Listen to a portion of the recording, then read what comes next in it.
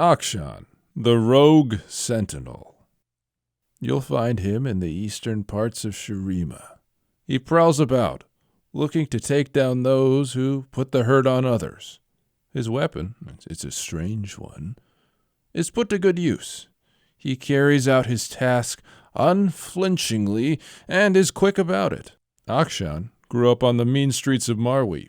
Injustice was part of the everyday life there, with warlords aplenty doing whatever they wanted, taking whatever they wanted. Most everyday folks just wanted to not stir up a ruckus, keeping their heads down. Enter Akshan. He wasn't a fan of all those bad deeds and jumped to action when he saw one going down. In a city like that, he racked up quite the list of angsty adversaries, once upon a time being beaten a step from the grave. But, as fate would have it, he had collapsed in a bloody heap on the same street that a woman named Shadya lived. Now, Marwian customs dictated that she not stick her nose in another's business, but Shadya was too old to care. She took Akshan in, and he wouldn't have pulled through if it wasn't for her. Took him a while, but Akshan snapped back into reality. Shadya wasn't just some old lady. She was part of the Sentinels of Life. Have you heard of harrowings, black mist, all that nasty Shadow Isle stuff? Those light sentinels fight things like that, and they've been at it for a long old time. Akshan was a firecracker of a kiddo, rough and tumble, but vulnerable. They didn't see eye to eye when it came to the rules of the house, but Shadya couldn't help but take a liking to him. What Akshan had was a rarity amongst the Marwi people, a heap of gumption tied with a helping of conscience. Shadya saw through all his boisterous youthful defiance. He had a whole mountain of potential. So she struck a deal with the young Akshan. As long as he dedicated himself to the Sentinels of Light, she'd let him stay safe in her home, away from the long list of people that didn't like him so much.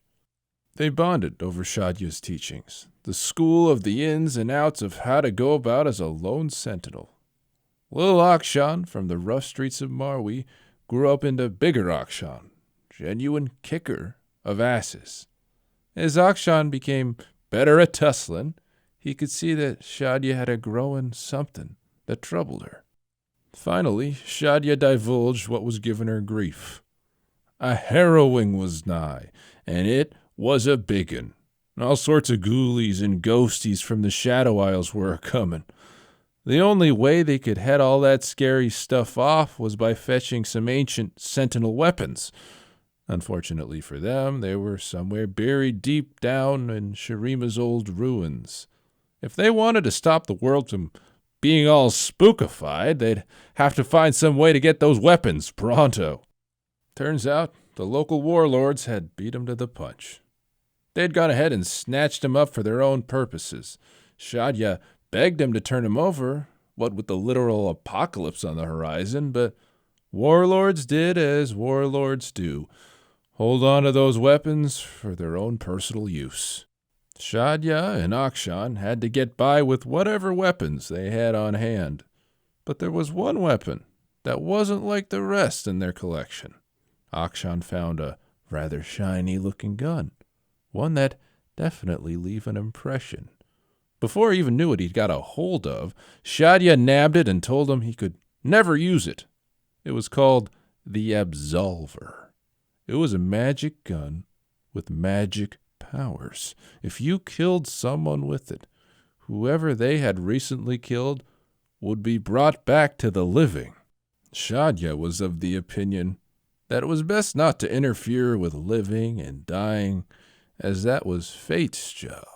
Now, Akshan wasn't big on following rules and wasn't too keen on the concept of fate either. All his life he'd seen rotten people taking advantage of the good, and they never got their deserved dues. Fate didn't seem strong enough to mete out that justice. The Absolver could help with that. He delved deeper into learning the weapon's mysterious powers, eventually coming to the tidbit of knowledge that Shadia had used it to save him. She put holes in the scoundrel who'd beaten the young Akshan down, which had brought him back to good health. He pondered on this. He wasn't the only one who should be saved by this gun. There were others out there that deserved a second chance. While Akshan kept in contention with all these ancient rules of the order, struggling to find his way, Shadia kept on trying to reason with the warlords who'd taken the weapons they originally sought.